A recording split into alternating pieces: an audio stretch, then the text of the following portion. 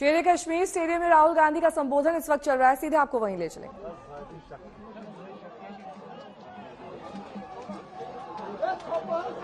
प्रियंका की बात मैं सुन रहा था। प्रियंका ने कहा मेरे मैसेज के बारे में, प्रियंका ने कहा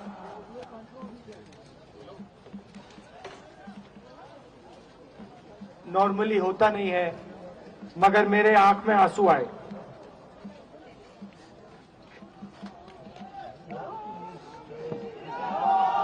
क्योंकि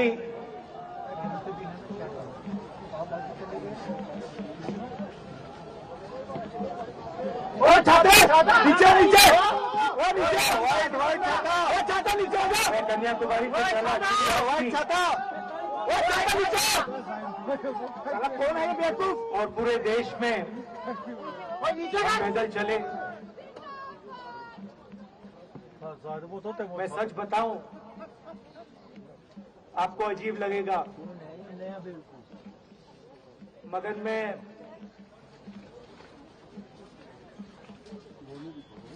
बहुत सालों के लिए हर रोज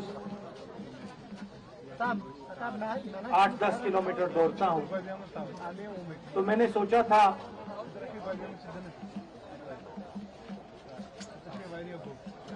देश कन्याकुमारी से कश्मीर चलने में इतनी मुश्किल नहीं होगी।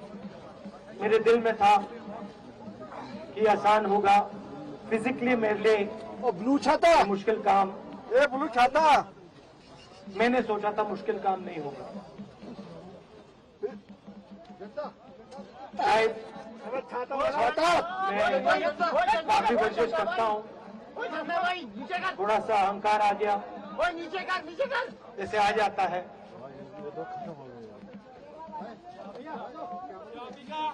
मगर फिर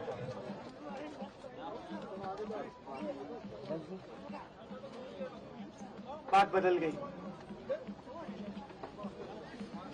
जब मैं छोटा था, अरे छाता वाला व्हाइट वाला फुटबॉल खेलता था।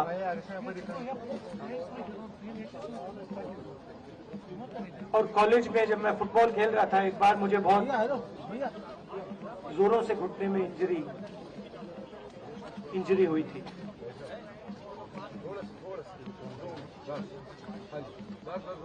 मैं उसको भूल गया था।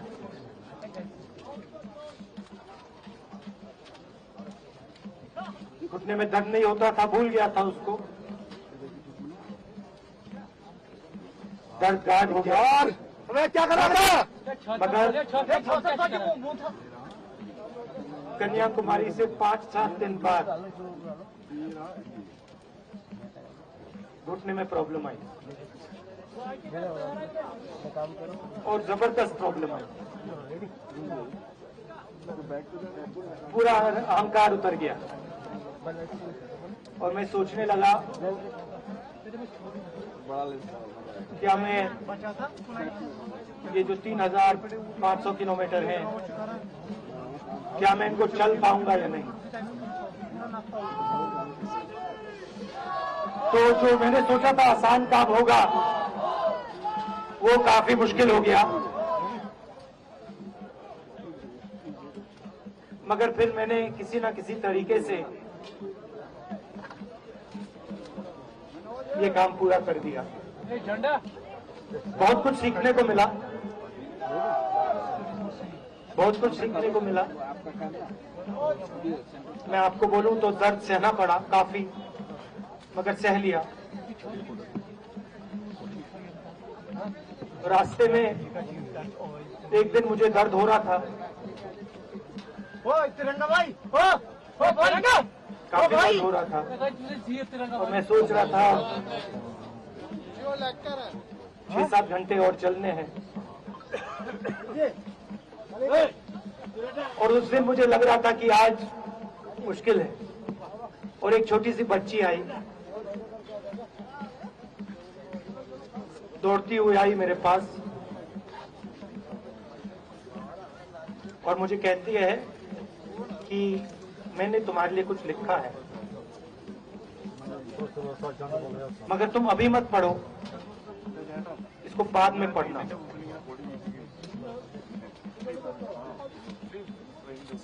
और फिर वो मुझे गले लग के भाग गई। फिर मैंने सोचा अब पढ़ता हूं क्या लिखा है।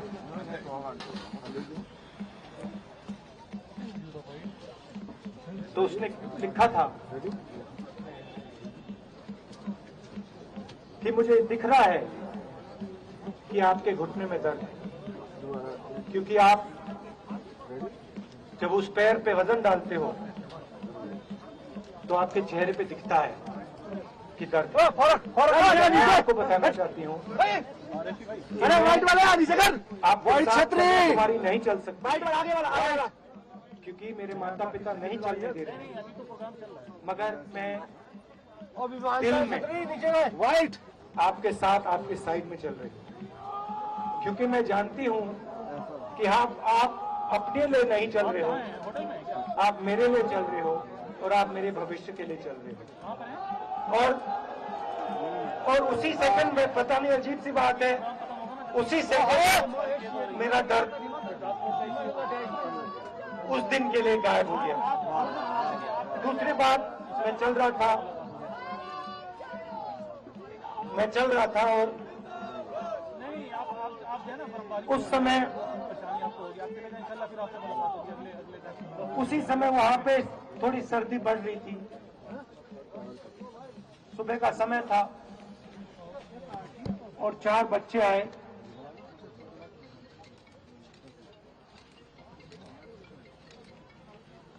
पता नहीं कहना चाहिए या नहीं।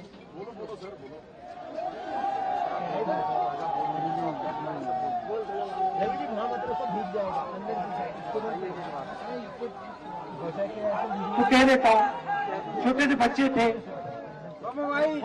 भिखारी थे, मोबाइल भीख मांगते थे और मेरे पास आए।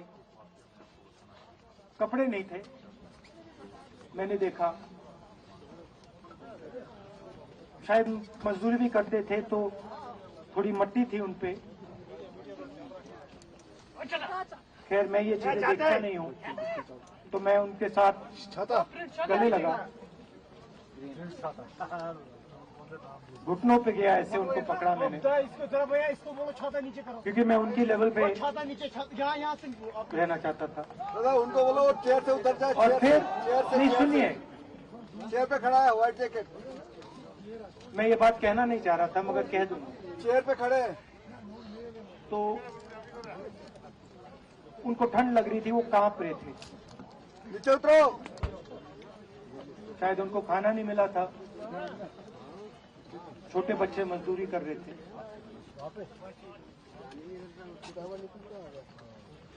तो मैंने सोचा कि अब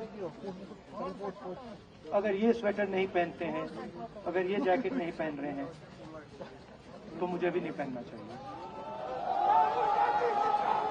मगर मैं झिझका क्यों आपको बताना चाहता हूँ, मैं झिझका क्यों आपको बताना चाहता हूँ। व्हाइट जैकेट, मैंने व्हाइट जैकेट, ओ व्हाइट जैकेट चल रहा था। तो चेयर पे हमारे खड़े साथ हो। एक व्यक्ति थे, उन्होंने मुझे मेरे कान में बोला, राहुल जी यार, अरे उसको नीचे करो। व्हाइट जैकेट, ये बच्चे गंदे हैं, नीचे उतरो यार। इनके पास एक आपको तो ऐसे चेयर पे जाना खड़ा नहीं होकर ताली बजा रहे हो।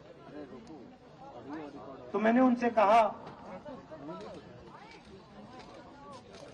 वो आपसे और मुझसे दोनों से साफ है।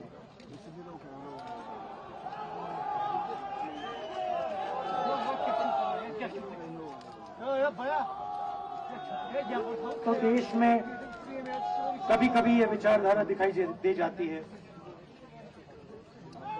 दूसरी बात आपको बता देता हूं, शायद लोगों को अच्छी ना लगे। जब मैं चल रहा था, आपने देखा होगा कि बहुत सारी महिलाएं रो रही थी। आपने देखा? आपको मालूम है क्यों? नहीं, उसमें से बहुत सारी महिलाएं इमोशनल थी, मुझसे मिलकर रो रही थी। मगर लोगों को अच्छी ना लगे। जब मैं चल रहा था, आपने देखा होगा कि बहुत सारी महिलाएं रो रही थी। आपने देखा? आपको मालूम है क्यों रो रही थी? नहीं, उसमें से बहुत सारी महिलाएं इमोशनल थी, मुझसे मिलकर रो रही थी। मगर उसमें बहुत सारी ऐसी भी महिलाएं थी जिन्होंने मुझे बोला कि उनके साथ बलात्कार हुआ है, उनको किसी ने मोलेस्ट किया है, उनके किसी रिश्तेदार ने उनको मोलेस्ट किया है। और जब मैं उनसे बोलता था, बहन मैं पुलिस को बताऊं, तो मुझे कहती थी, राहुल जी पुलिस को मत बताइए, हम चाहते हैं कि आपको ये बात मालूम हो, मगर पुलिस को मत बताइए, हमारा और भी नुकसान हो जाएगा। तो ये हमारी देश की सच्चाई है। ऐसी बहुत सारी और मैं कहानियां आपको बता सकता हूं।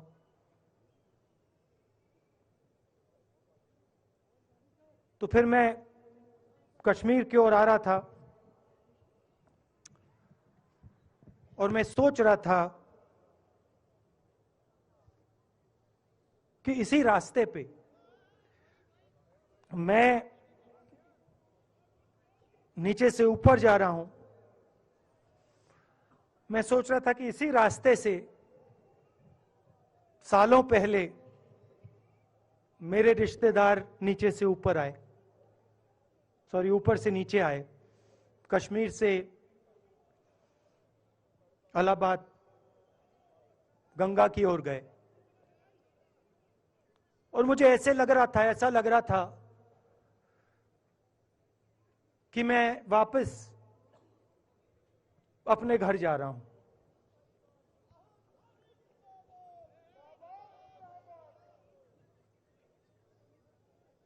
घर मेरे लिए, जब से मैं छोटा था, मैं सरकारी घरों में रहा हूं, मेरा अपना घर नहीं है। तो मेरे लिए घर, जिसको जो स्ट्रक्चर होता है, उसको मैंने कभी घर नहीं माना। वो मेरे लिए, मैं कहीं भी रह लूं, वो एक इमारत होती है, वो घर नहीं होता है। घर मेरे लिए एक सोच है, एक जीने का तरीका है, एक सोचने का तरीका है।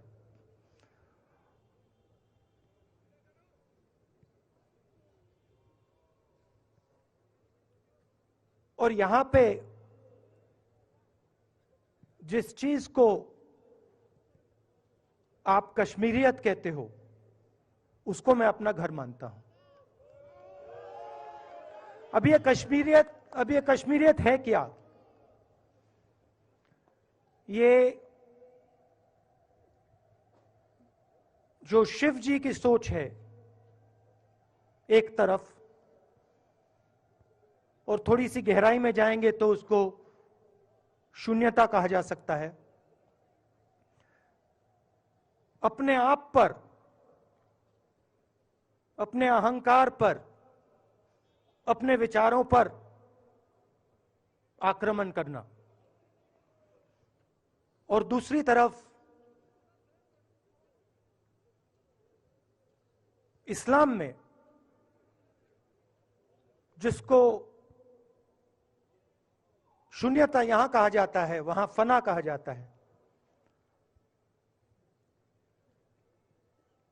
सोच वही है। इस्लाम में फना का मतलब अपने ऊपर आक्रमण, अपनी सोच पर आक्रमण, जो हम अपना किला बना देते हैं कि मैं ये हूं, मेरे पास ये है, मेरे पास ये ज्ञान है, मेरे पास ये घर है। उसी किले पर आक्रमण करना, वही है शून्यता, वही है फना। और इस धरती पे ये दो जो विचारधाराएं हैं,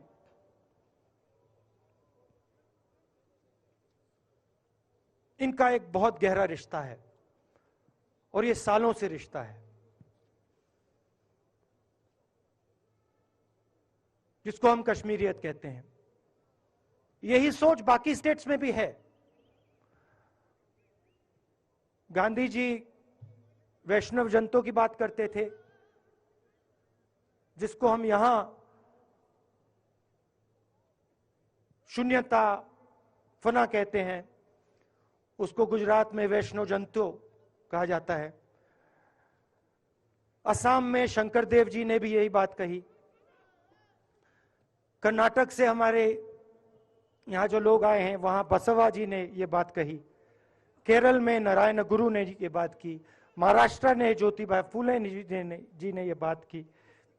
और यहां इसको हम कश्मीरियत कहते हैं। लोगों को जोड़ना और दूसरों पर आक्रमण नहीं करना, अपने आप पर आक्रमण करना, अपनी कमी देखना।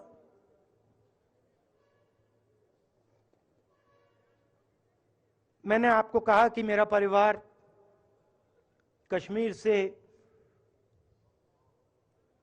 गंगा की ओर गया था। इलाहाबाद संगम के बिल्कुल किनारे वहां पास में हमारा घर है।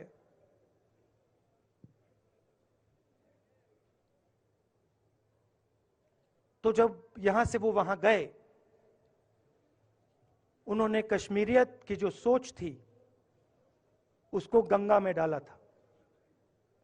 गंगा में ले गए उस सोच को और उत्तर प्रदेश में उस सोच को फैलाया था, जिसको उत्तर प्रदेश में गंगा जमुना तहजीब कहा जाता है।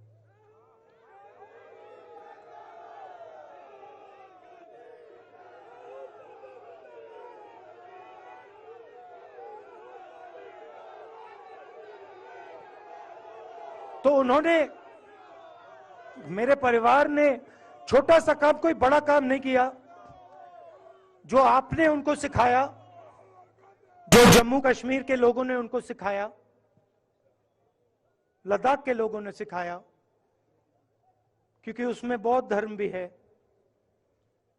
उनके पास भी वही सोच, शून्यता की सोच उधर भी है। वो उसको ले गए और उस विचारधारा को, सोच को गंगा में उन्होंने रखा। तो मैं ये सोच रहा था, जब यहां आ रहा था, पैदल चल रहा था, और मुझे सिक्योरिटी वालों ने कहा था कि देखिए, आप पूरे हिंदुस्तान में चल सकते हो, जम्मू में भी चल सकते हो, मगर आखिरी जो 4 दिन हैं कश्मीर में, आपको गाड़ी से जाना चाहिए।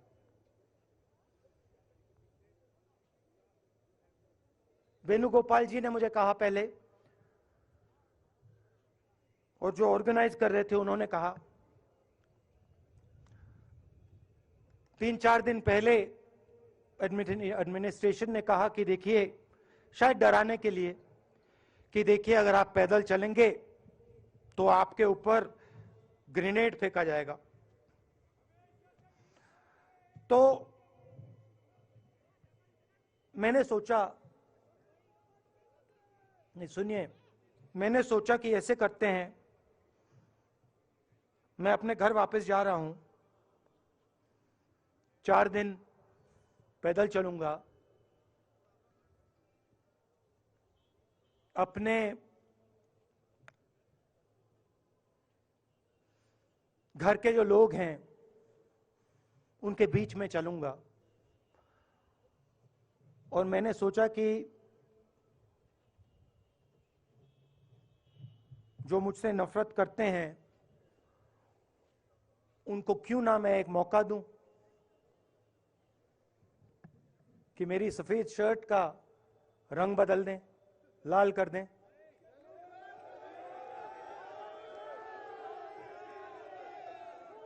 क्योंकि मेरे परिवार ने मुझे सिखाया है, गांधी जी ने मुझे सिखाया है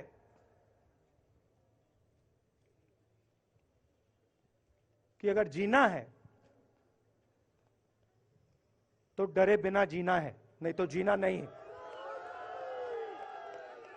तो मैंने मौका दिया, मैंने कहा मैं 4 दिन चलूंगा, बदल दो टी शर्ट का रंग, लाल कर दो, देखी जाएगी। मगर जो मैंने सोचा था वही हुआ। जम्मू कश्मीर के लोगों ने मुझे हैंड ग्रेनेड नहीं दिया, अपने दिल खोलकर प्यार दिया, गले लगे।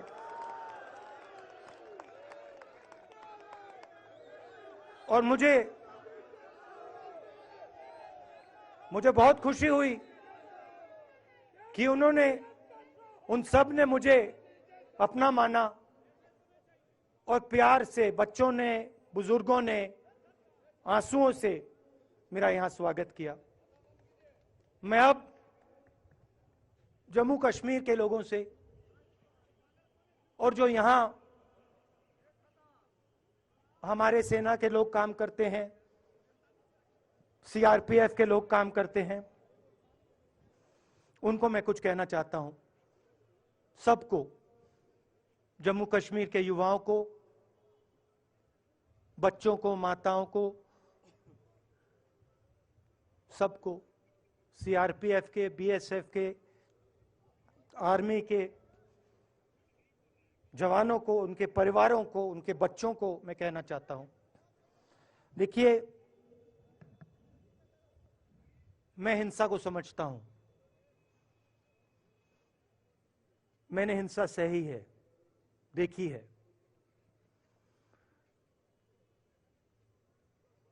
जो हिंसा नहीं सहता है, जिसने हिंसा नहीं देखी है, उसे यह बात समझ नहीं आएगी। जैसे मोदी जी हैं, अमित शाह जी हैं, आरएसएस के लोग हैं, उन्होंने हिंसा नहीं देखी है।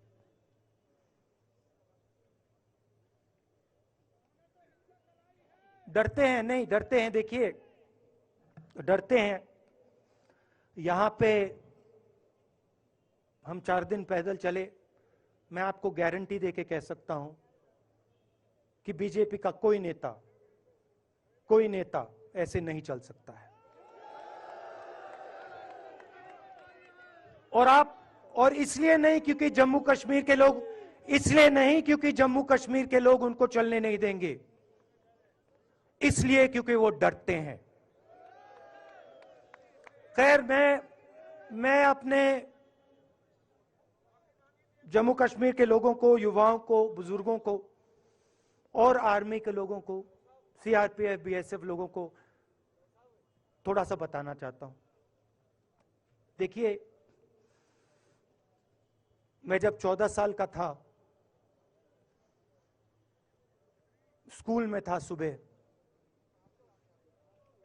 ज्योग्राफी की क्लास में था, मैं पढ़ रहा था, सामने बैठा था और मेरी एक टीचर आई, अंदर आई और उसने कहा, राहुल तुम्हें प्रिंसिपल बुला रहा है। मैं बदमाश था, बहुत बदमाश था जब छोटा था, बहन से पूछ सकते हो क्या क्या करता था मैं, अभी भी करता हूं।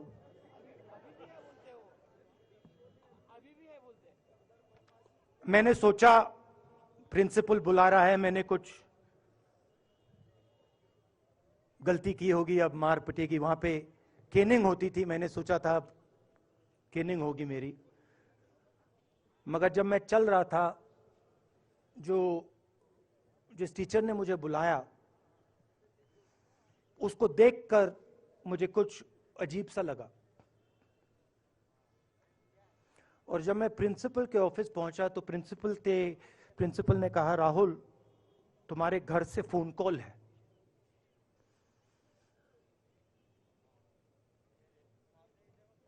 और जब मैंने उसके शब्द सुने मुझे पता लग गया कुछ गलत हो गया है।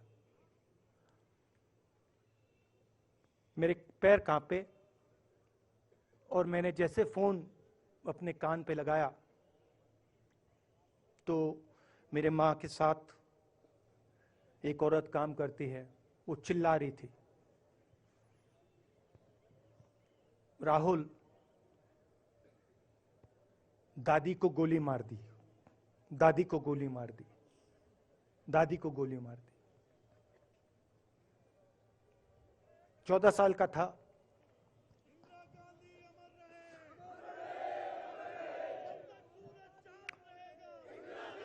देखिए, ये जो मैं कह रहा हूं, ये जो मैं अभी कह रहा हूं, ये बात प्रधानमंत्री को नहीं समझ आएगी, ये बात अमित शाह जी को नहीं समझ आएगी, ये बात डोवल जी को भी नहीं समझ आएगी, मगर ये बात कश्मीर के लोगों को समझ आएगी, ये बात सीआरपीएफ के लोगों को समझ आएगी, ये बात आर्मी के लोगों को समझ आएगी, उनके परिवारों को समझ आएगी। तो उन्होंने मुझे कहा, नाम ओंगमू है उसका, उसने कहा दादी को गोली लग गई, दादी को गोली लग गई। और फिर मुझे गाड़ी में वापस ले गए, प्रियंका को मैंने स्कूल से उठाया, मैं वापस गए।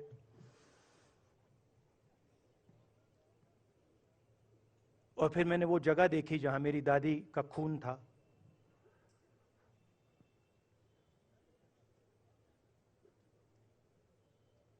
पापा आए, माँ आई, माँ बिल्कुल हिल गई थी, बोल नहीं पा रही थी।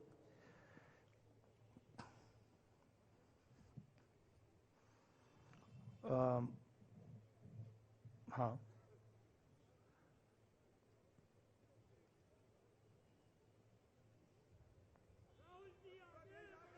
फिर क्या हुआ, तो जब जो हम लोग हैं जिन्होंने हिंसा देखी है,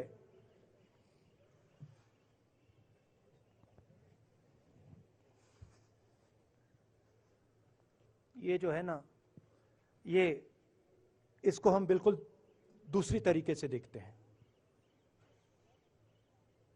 ये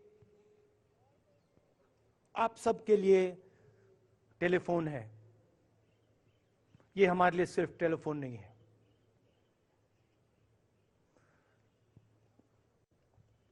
उसके बाद 6-7 साल बाद मैं अमेरिका में था और फिर से टेलीफोन आया। 21 में टेलीफोन आया। जैसे बहुत सारे, जैसे जो पुलवामा में हमारे सैनिक मरे थे, उनके घर टेलीफोन आया होगा, हजारों कश्मीरी लोगों के घर टेलीफोन आया होगा, सेना के परिवारों को टेलीफोन आया होगा, वैसा ही टेलीफोन आया। पिता के एक दोस्त थे, उन्होंने मुझे फोन किया और कहा, राहुल बुरी खबर है। मैंने उनसे कहा, मैं जानता हूं, पापा मर गए। कहते हैं हाँ। मैंने कहा धन्यवाद, फोन रख दिया। तो मेरा कहना है जो हिंसा करवाता है, जैसे मोदी जी हैं, अमित शाह जी हैं, अजीत डोवल जी हैं, आरएसएस के लोग हैं, वो इस बात को समझ नहीं सकते हैं, वो दर्द को समझ नहीं सकते हैं। हम समझ सकते हैं। पुलवामा के जो सैनिक थे, उनके बच्चों के दिल में क्या हुआ मैं जानता हूं। मेरे दिल में वही हुआ है जो यहां पे कश्मीर में लोग मरते हैं, उनके दिल में क्या होता है। जो फोन कॉल आता है, क्या लगता है, वो मैं समझता हूं, मेरी बहन समझती है। तो कल किसी जर्नलिस्ट ने मुझसे पूछा, यात्रा का क्या लक्ष्य है?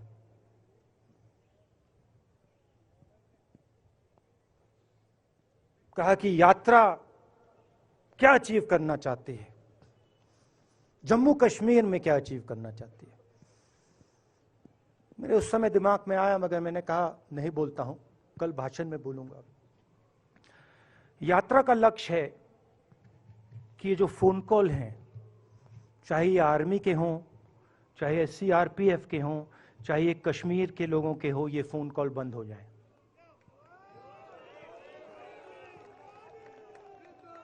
कि ये फोन कॉल किसी बच्चे को, किसी मां को, किसी बेटे को ना लेना पड़े। मेरा लक्ष्य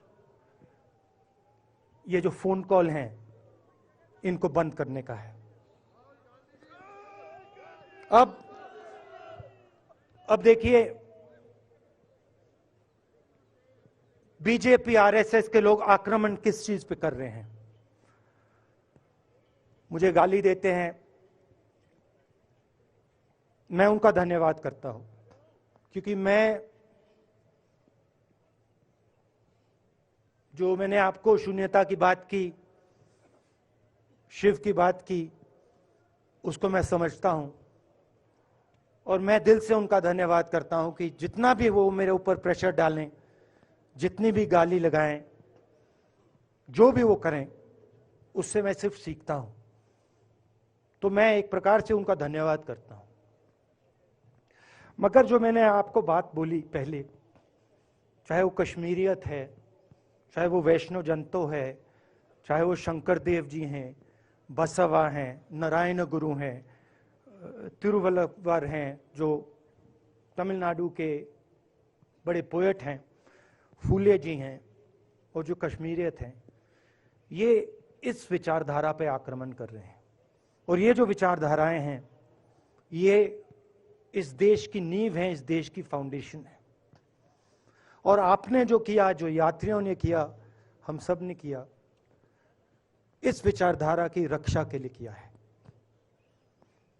मैंने ये काम अपने लिए नहीं किया, मैं ऐसा काम अपने लिए कभी कर ही नहीं सकता हूं। मैंने ये काम हमारे कांग्रेसी मित्रों को ये अच्छा ना लगे, मगर मैंने ये काम कांग्रेस पार्टी के लिए भी नहीं किया है। मैंने ये काम, और हम सब ने ये काम हिंदुस्तान की जनता के लिए किया है। और हमारी कोशिश है कि जो विचारधारा इस देश की नींव को तोड़ने की कोशिश कर रही है, जो विचारधारा इस देश की नींव को तोड़ने की कोशिश कर रही है, उसके खिलाफ हम खड़े हों, मिलकर खड़े हों, नफरत से नहीं, क्योंकि वो हमारा तरीका नहीं है, मोहब्बत से खड़े हों। मैं जानता हूं कि अगर हम मोहब्बत से खड़े होंगे, प्यार से बात रखेंगे, तो हमें सफलता मिलेगी। और उनकी जो विचारधारा है, उसको हम सिर्फ हराएंगे नहीं, मगर उस विचारधारा को हम उनके दिलों से निकाल देंगे। तो आपने, देश की जनता ने हमारा समर्थन किया। हमारी कोशिश है कि हमें, बीजेपी ने एक जीने का तरीका, राजनीतिक तरीका दिखाया है। हमारी कोशिश है कि हम एक और तरीका, जो हिंदुस्तान का तरीका है, मोहब्बत का तरीका है, वो हम देश को दिखाएं। हम देश को याद दिलाएं कि हिंदुस्तान मोहब्बत का देश है, इज्जत का देश है, भाईचारे का देश। तो हमने जो कहा था, छोटा सा कदम लिया है, बड़ा कदम नहीं है। नफरत के बाजार में मोहब्बत की दुकान खोलने की कोशिश की। धन्यवाद। जय हिंद।